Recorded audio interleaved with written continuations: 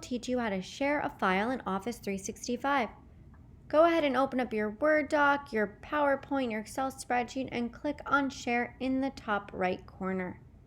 Here, you'll be able to enter your colleague, student, or teacher's name, and they'll probably pop right up, and just click on it.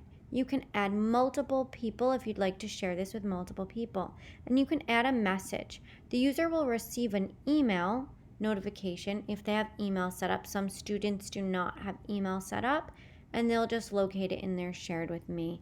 And you can add an optional message which will only show up in the email.